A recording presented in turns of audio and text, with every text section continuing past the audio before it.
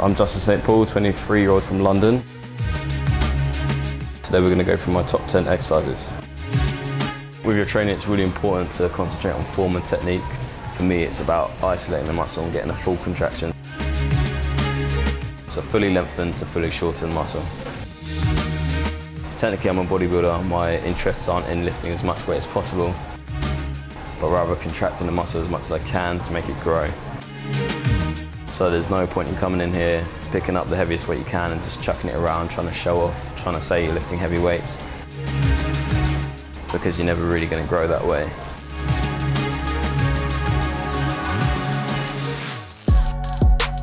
First up is the preacher curl.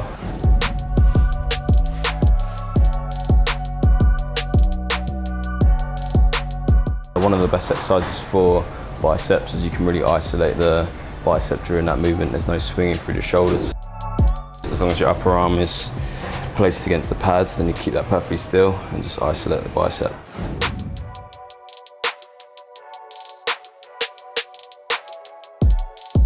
So having your arms locked in against the pad minimises any movement that comes from your shoulders or anything else. So it literally is just your upper arm, so you're just hinging at the elbow, so fully isolating the bicep.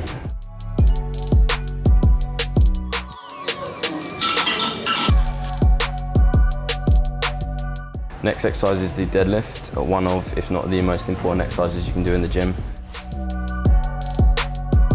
Really good for working the legs and the lower back. So it's really important to keep your form perfect when performing the deadlift, no matter what type of deadlift you're doing. Technique is always the most important thing if you want to protect your back. So just keeping your back nice and straight.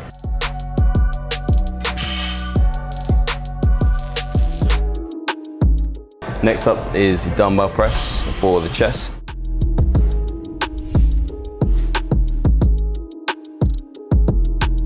I usually do my pressing movements for chest at a slight incline or a slight decline, just so I can get more activation through my chest.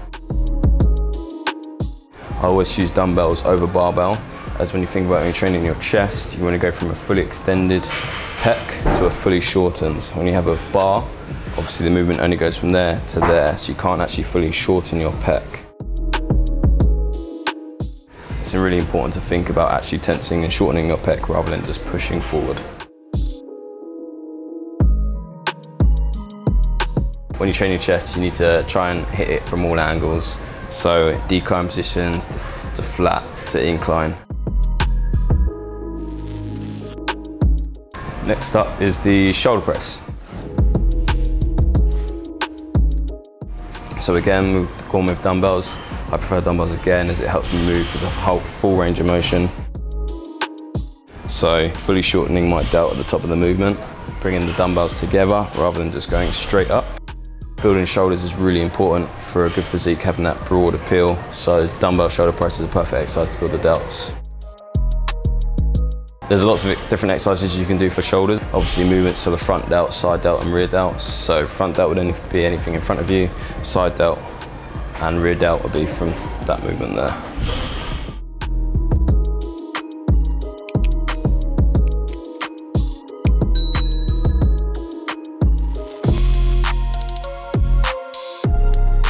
Next exercise will be dips. So dips can be used to target the chest and the triceps. We sort of did in the middle today, so it's a really good compound exercise for the upper body, so you can get movement, as I say, you can work the pecs as well as the triceps. So dips, I mean, is a body weight exercise, but you can always incorporate weights with a weight belt or holding dumbbells between your legs.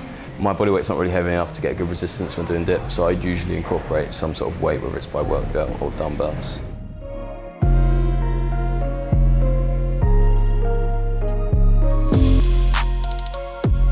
So next up is the bent over row.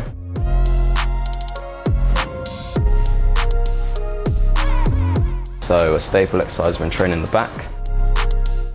You can do the bent over row in multiple different ways. It ultimately depends on the angle of the hips, so how far you bend over. The larger the angle of the hips, so the less you bend over, the more work you're going to get in your lats, and the more you bend over, the more you can target your rear delts, upper traps, middle traps, and your rhomboids, your upper back. When you do bent over rows, really important to try and keep movement at the hips to a minimum, so no bouncing, so you don't want that actual workload to come through your legs by bending and extending the legs or moving at the hips. That should stay perfectly still, and the whole movement should come from moving the elbows and drawing the elbows back, and try and keep your back as straight as possible.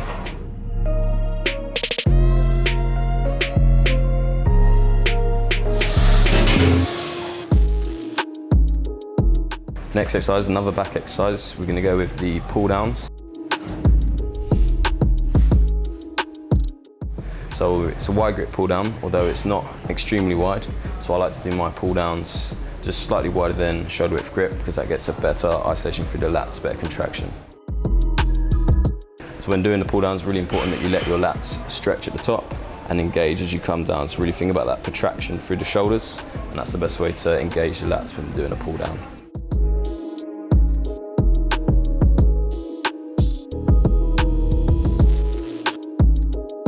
So next exercise is the single arm dumbbell row.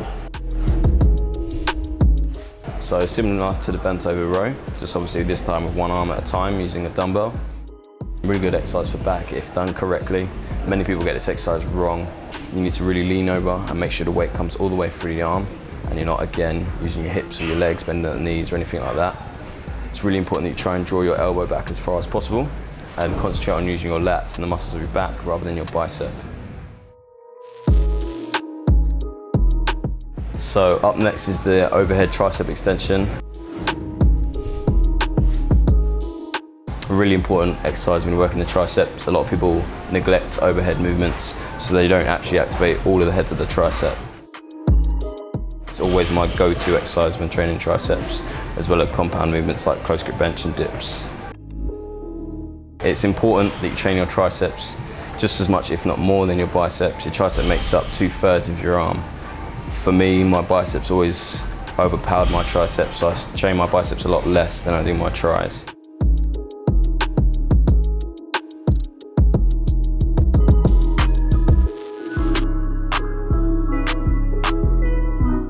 And finally, the number one exercise will be the squat. So for me, the king of all exercises. The exercise that's going to burn the most calories and obviously build big, powerful legs. Everyone's going to squat differently. It depends on limb length, strengths and weaknesses. You don't have to go arse to grass as long as you're going for parallel. I mean, the lower you go, the more glute work you're going to get. But as I say, people squat very differently, so just try and get parallel. Squatting's a hard exercise to master. As I say, technique's really important, so don't chuck on loads of weight and just collapse under the bar. It's really important that you lower the weight comes down with you. So you think about pulling with your hamstrings, pushing your feet apart, rather than just dropping underneath the weight and then bouncing back up. This is my favourite exercise because I've been working really hard to develop my legs in the past year and a half, and squatting has helped massively. I do many different types of squats, and it's just, for me, the most important exercise in any training program. Legs take a long time to develop, but they'll develop faster if you have squats in your training program. Obviously, the key to getting a good physique isn't just about doing these 10 exercises. These are exercises that should be incorporated somewhere into your training program, which is obviously going to have an abundance of other exercises, and obviously as well as good nutrition and recovery, so sleeping and resting and things like that. So if your nutrition's not in the right place, then you're not going to achieve the physique that you want. The main thing to building or developing the physique that you're after is consistency, so things aren't going to change in a week. One good meal or one good training session isn't going to get you where you want to be. Consistent, and eventually you'll get there.